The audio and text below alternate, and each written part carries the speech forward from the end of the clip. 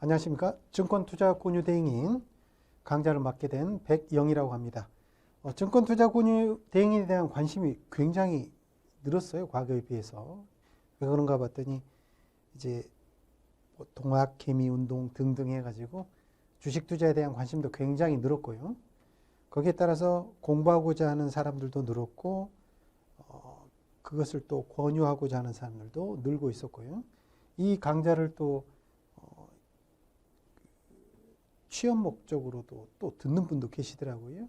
이게 권유 대행인을 하기 위해서 하시는 분도 계시지만 취업 목적을 위해서도 하시는 분들이 있으셔가지고 굉장히 그 증권 투자 권유 대행인에 대한 수요층이 좀 넓어진 것 같아요.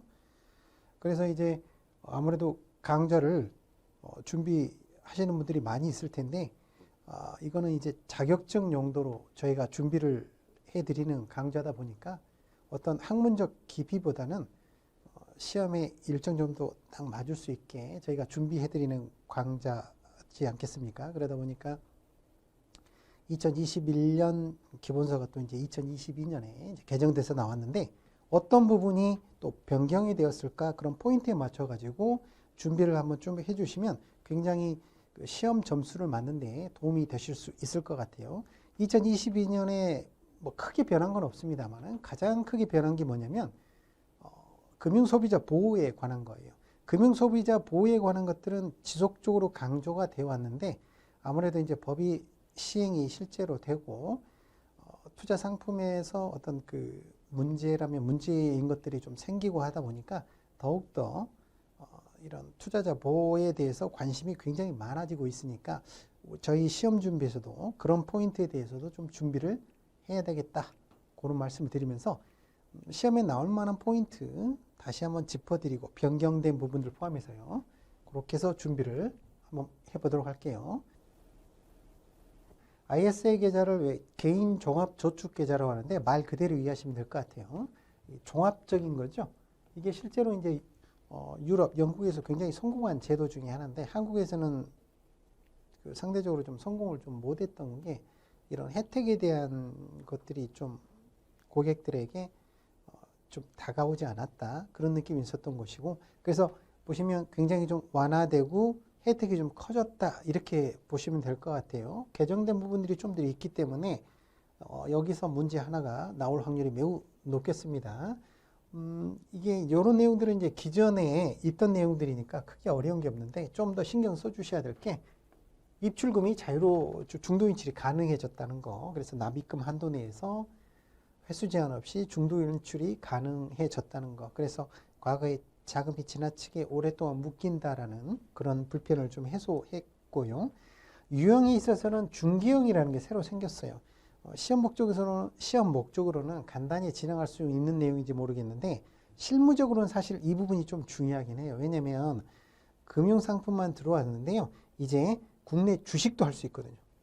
국내 주식도 이 상품 안에 담아서 이게 이제 비과세가 가능한 상품이다 보니까 이런 것들이 나중에 이제 세제가 개정되거나 주식 양도 차익에 대한 과세 부분이 있는 분들, 이런 분들한테는 굉장히 좀 메리트가 있는 부분이 되겠죠. 그래서 과거에 신탁형 고객이 직접 상품을 선택했었고요. 1위명은 이제 금융기관이 포트폴리오를 제시하는 거죠. 고객의 스타일에 맞게 포트폴리오를 제시해서 운용이 되는, 그러니까 약 1임의 성격을 갖고 있는 거고, 이제 중개형은 신탁형과 유사한데 국내 상장 주식, 개별 주식도 투자할 수 있게 되었다. 그래서 중개형이라는 게 새로 생겼고요. 세제 혜택도 조금 더 확대되었다 이렇게 보시면 될 것 같아요. 200만 원까지 비과세, 초과금액, 분리과세 뭐 이랬었는데 일반형은 비과세 한대가 200만 원으로 똑같은데 서민형과 농어민형은 400만 원까지 확대되었다는 거. 요거 조금 체크를 꼭 해주셔야 되겠어요. 그리고 이제 그 한도를 초과하게 되면 어떻게 된다? 분리과세 시켜준다. 요거 그래서 일반형과 서민형 및 농어민형은 좀 더 높아졌다는 거. 그리고 그런 혜택을 좀 더 줘야 되는 이유는 이 서민형, 농어민형 이 이름에서도 파악될 수 있겠죠? 자, 그 다음에 가입 조건을 보시면요. 일반형 같은 경우는 19세 이상, 근로소득자라면 15세 이상인데요. 이 부분은 좀 그리 중요하진 않을 것 같고. 자, 금융소득 종합과세의 대상이 아니어야 되겠고요. 자, 보시면 그 다음에 서민형과 농어민형이 있었죠. 혜택이 더 컸죠. 그러면 제약 조건들이 있겠죠. 서민형 보시면 총급이 5천만 원 이하, 종합소득으로 치면 3,500만 원. 그 다음에 농어민형은 종합소득 3,500만 원 이하의 농어민이 되겠다는 겁니다. 그래서 연봉이라고 그러죠. 급여가 연 5천만 원 이하의 근로자 같은 경우에는 서민형으로서 혜택이 좀 더, 비과세 혜택이 400만 원까지 좀 더 크겠다. 자, 납입 한도 보시면 2천만 원씩 총 1억 원, 5년이면 1억 원이죠. 이렇게 할 수 있는 거고요. 뭐 이런 소장이나 재형저축가입자는 가입금에서 차감을 한다. 그런데 의무 가입 기간은 또 5년이 아니라 3년이라는 점, 이것까지 같이 체크해 주시면 좋겠네요. ISA 계좌였고요. 그래서 이제 문제를 한번 예를 들어보죠. IS에 대한 설명으로 옳은 것은 무엇인가요? 자, 소득이나 나이에 관계없다. 그렇지 않았죠. 19세 이상이어야 되고 금융소득 종합과세에 해당자는 또 가입이 안 됐던 부분들이 있었고요.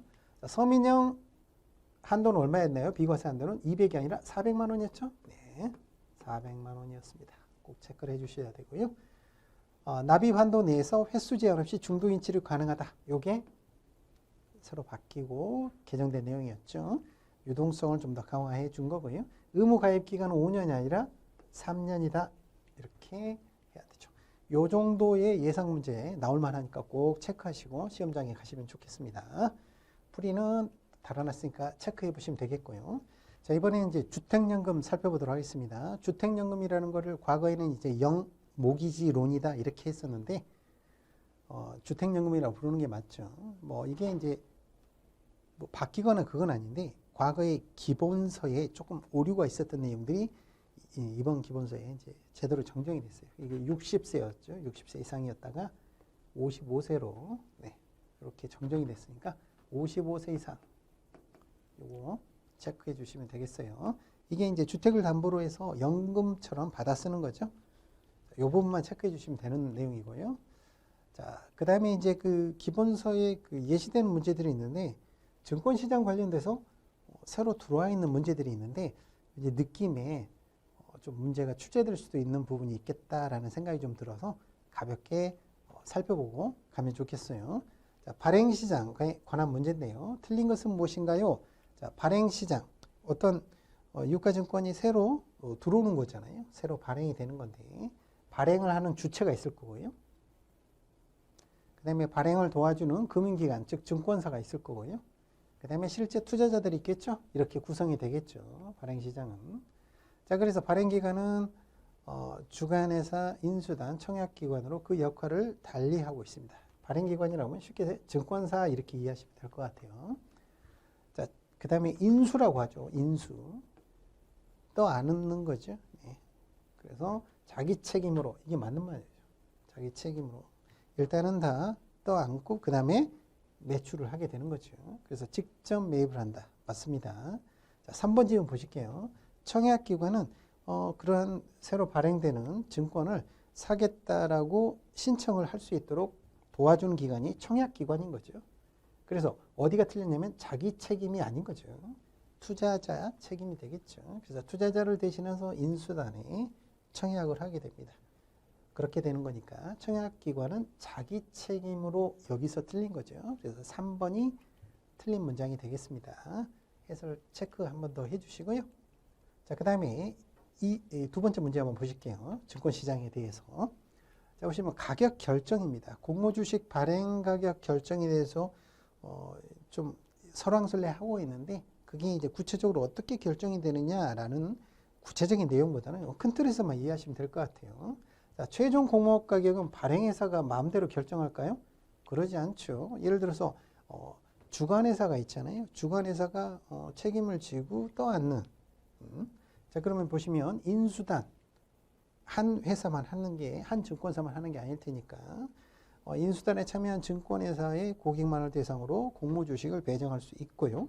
자, 이런 주관회사들이 책임을 또 지는 부분들이 있잖아요. 자, 그러니까 어떻게 해요? 발행회사가 혼자서 결정할 수는 없겠죠. 협의해서 결정해야 됩니다. 그래서 일단 1번이 틀렸고요. 발행 가격은 원칙적으로 수요 예측, 기관 투자자들 등등에서 수요 예측 어느 정도의 비딩을 하는지 이걸 보고 체크를 하고 실제 결정이 되는 거잖아요. 이런 것들이 협의에 의해서 이루어지는 것이지 발행회사가 혼자 하는 건 아니겠고요. 금액이 아주 적다. 뭐 구체적으로 이 금액이 얼마인지 이것까지는 모르시더라도 인수회사와 발행회사 간의 정한 금액으로 할 수 있는데요. 그러려면 어떻게 해야 돼요? 굉장히 금액이 공모 예정 금액이 좀 작아야 되겠다. 이렇게 보시면 되겠습니다. 그래서 1번이 틀려서 정답이 되겠고요.